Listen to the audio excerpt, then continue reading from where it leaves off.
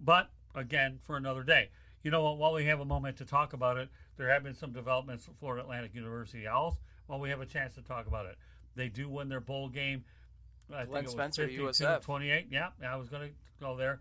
It was great. I was hoping that Glenn Spencer would have a chance to get that job. As did I. But didn't. Landed at my alma mater, USF. Bring on Jim Levitt, the guy that built USF's program from the ground up, to pair with Willie Taggart. Now, I do think that Willie Taggart will stay there for a while because I don't know if he thinks the grass is any greener, but let's not kid ourselves. We talked about this when I was on the road, okay? FAU is the beneficiary of FSU fitting most of that bill. Mm-hmm. I don't think Willie Taggart's contract with FAU exceeds more than $4 million, right around $750,000 range. So they got him at a bargain basement price with a guy who actually, when you look at it, okay, lasted. His stops in Oregon were brief, and then FSU. So now Willie Taggart's just lucky to be coaching. Mm-hmm. He just is. Yeah, totally. And he's a sub 500 coach. I believe he's 4 games under in his coaching career. But I just thought. I agreed with as soon as you said it, and we spoke to Glenn Spencer on the field after FAU beat UAB in the Conference USA Championship game prior to their bowl game. And one sad note, Harrison Bryant didn't get to play in the bowl game because of an illness that kept him out. There's somebody who has NFL aspirations, possibly a tight end, who I joked could be on Robert Kraft's end come 2020. But you speculated it, and I kind of agreed with you. They played well in the one, but you thought Glenn Spencer was going to be the next head coach there, or at least you championed it. And I agreed with you. They won the one game that he was the coach there. He's got he's got a career winning percentage. You told me on the phone the other day that was funny. He's got 1,000 career winning percentage. He can go to bed put his head on the pillow with that. Right. And then they're just kind of continuing the trend now. Now that you see what Kiffin did. It's not that I don't want FAU to have success, but this now it's a trend, it seems like, where you have big-name coaches coming to a smaller level school trying to reestablish their reputation and in lieu of getting something bigger in the future. And you said it, though. You don't think there's greener pastures. Right now, I don't think so. But if he has 3, say, 9 or 10 win seasons at FAU, there's going to be a Power 10 school calling him. There's going to be. I don't think so. You genuinely don't? Not in this particular case. In most cases, yes. Not in Taggart. No? No, and I'll tell you why. He had 2 colossal failures at Oregon and Florida State. With that said, okay. Hey, Scott. How you doing? We got Jake Ronghold on the program, and glad to have you back on the program, Jake. Hey, how you doing, guys? What's going on? Doing great. Okay, well, I'll tell you what. We have a lot of fun tonight. You're going to join in the fun for the next 30 minutes. How's that sound to be my closer tonight? All righty? Oh, are you kidding me? I feel like Mariano Rivera in the World Series. Well, you just better make sure you get that good old save toward the end. And we're talking about with Mr. Baseball at the end of this broadcast. Don't go there. Okay, I know, Lewis. Just kidding with you. But all right, anyways, you're going to talk about the NDL, the National Drama League. Oh, I guess they call it the NBA, don't they? Yeah. Well, thank goodness that Anthony Davis and LeBron James played last night. I understand, he got that questionable situation, but in my opinion, I talked to a good connection of mine this morning, and he told me flat out that the best performance was the first game of the day, and that was the Milwaukee Bucks and the Philadelphia 76ers. This is what I'm talking about here. Looking at these games from on Christmas Day, and this was supposed to be like a great moment. You had Boston, Toronto, Philly, Milwaukee, Golden State and Houston, Clippers and the Lakers, and then the Pelicans and the Denver Nuggets. A couple problems wrong with that. The Celtics took Toronto to the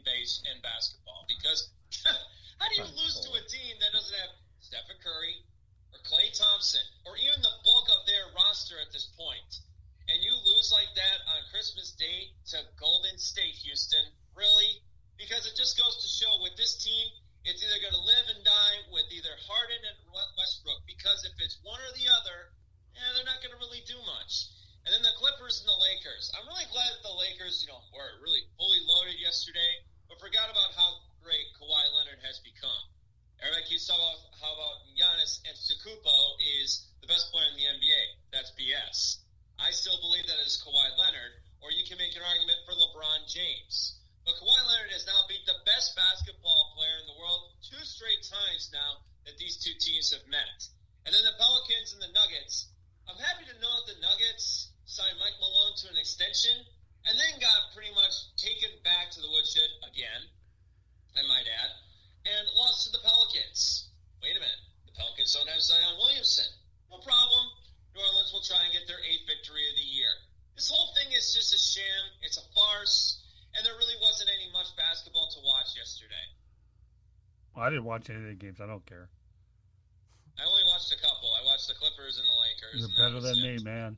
I enjoyed my time in Fort Pierce, Florida, with my cousin and their friend and my wife. And you know what? With the amount of miles I've logged in the last 14 days, Fort Pierce, Florida looked like paradise to me on the inlet. So I was okay with that. I didn't care about woodsheds. I was just watching dolphins, actually on the intercoastal, watching fishermen out there, and enjoyed the fact that it was 77 degrees in Fort Pierce after we had 6-degree weather up in Racine, Wisconsin. Now that's what I'm talking about. I mean, see, now that's a vacation right there. You're not sitting here watching a bunch of pointless basketball games that don't really get exciting until at least after the All-Star break. But I admire you for that.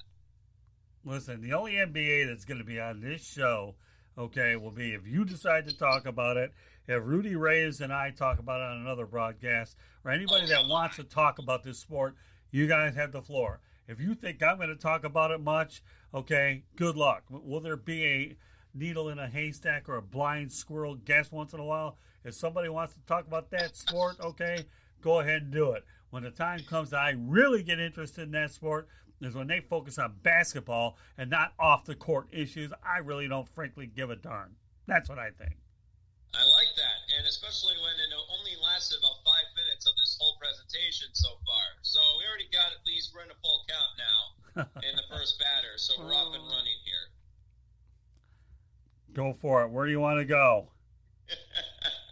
Well, I want to go to something that actually means a damn, and that is, of course, week 16 of the NFL season. And you know what a week this was. And a lot of people were saying, "Oh, this is going to be a bust, and there's no good games." I mean, come on, Jake. We got Dolphins, Bengals, and we've got the Giants and the Redskins, which actually turned out to be two best games of the day. And you got to give a lot of credit to that.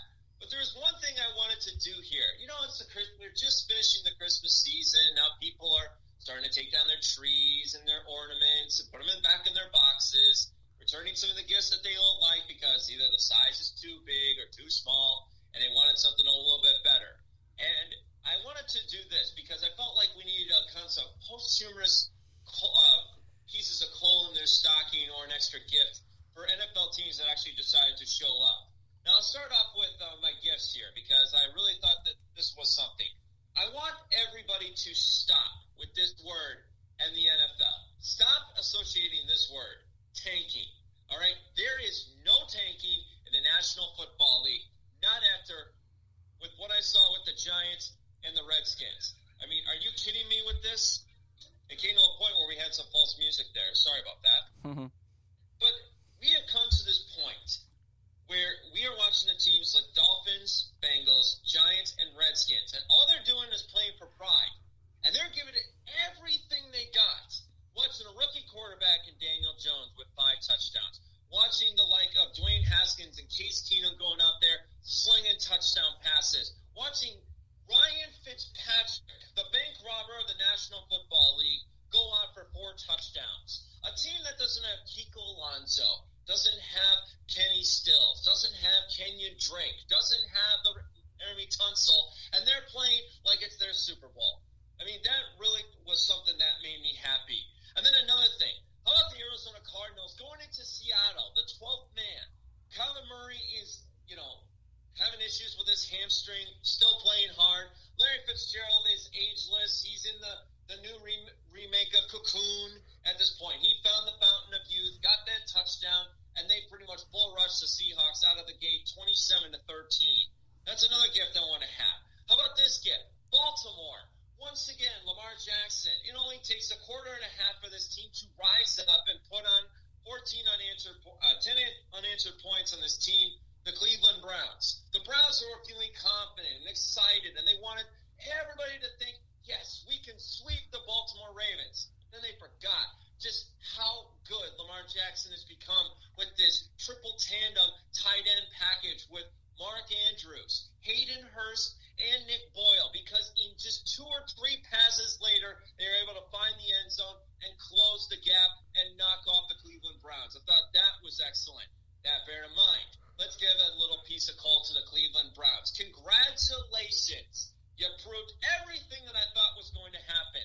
At best, I thought this team was 9-7, while everybody else was drinking the brown Kool-Aid of the Cleveland Browns at this point. People were not understanding that this team was not even close to being ready. They did have a coach that was showing himself as not having the experience as an offensive coordinator or had anything going for himself except for a running back coach position. So at that point, how are you supposed to trust this guy, especially when he gives Baker Mayfield his worst stats probably since he was at Texas A&M at that point? I mean, you got to remind yourself, this is a transfer that came from A&M, went to Oklahoma, then went to Cleveland, had a great year last year, and this year he regresses because his coach, who, by the way, continues to use Odell Beckham Jr., who continues to tell Mayfield, I need you to get it to Odell. He needs to get his catches. And then it comes to a point where he takes his helmet, chucks it to the side, screams and yells at the head coach, and this is a team we were expecting to be in the playoffs? Are you kidding me? Not even close. In fact, let's take the lumps of coal from that movie Santa Claus 2. Let's enlarge them and send them to Cleveland at this point. Another thing of coal here, and a gift, I might add. A gift to the Green Bay Packers. Talk about a team that hasn't won on the road at Minnesota since 2015. And you go out there and you knock them out, even though they had 3 turnovers in the first half. Matt LaFleur continues to prove that he has the fastest halftime adjustments since Bill Belichick when he was a rookie head coach. And that's one thing that really helped the Packers. They ran the rock. They kept the pressure off Aaron Rodgers. He was able to connect with a couple good passes across the middle, but that was about it. And they were able to use Aaron Jones right with a 154-yard performance and 2 touchdowns. And then the Minnesota Vikings. I warned you, Scott. I told you about this team. I used Wall Street Money Never Sleeps as a proof of point here, as Too Fast, Too Furious. All the bad movie sequels you can think of is the Minnesota Vikings, because they proved to us once again they are not the team to beat in the NFC, and they proved it. How do you have 139 yards total offense against a so-called defense that is ranked 18th in the NFL? Not to mention, this is a team that has also given up a combined total in 4 games defensively, 51 points. It's not surprising that the likes of Zadarius Smith was able to take out the guy who can't afford to be in primetime, Kirk D. Cousins, once again with this clownish, buffoonerish performances. I don't understand where the Minnesota Vikings thought, $84 million, that's a good deal. For a guy who is 0-9 in prime time and is 7-23 all time in prime time. You got to be kidding me with this. And don't give me this nonsense of the running game. I don't want to hear that Dalvin Cook is out. I don't want to hear that Alexander Madison was out. I want to get results. All I saw was Riley Rife looking like Zadarius Smith's own pincushion all night and sacking Kirk Cousins 5.5 times, including 3.5 for Zadarius Smith. That's my guess. That's the lumps of coal that are going to be going to those cities. All right, well, let me just point this out to you, okay? Sure. I'm with you on the fact that I don't believe there's any NFL tanking, because if I thought that was the case, the Miami Dolphins would have done it, and Brian Flores has done an outstanding job with the Dolphins, making them believe, and he defied the odds, in my opinion. Instead of using Josh Rosen this year, he stayed with Ryan Fitzpatrick, and I think they'll get a good quarterback if indeed they choose to do so in the first round.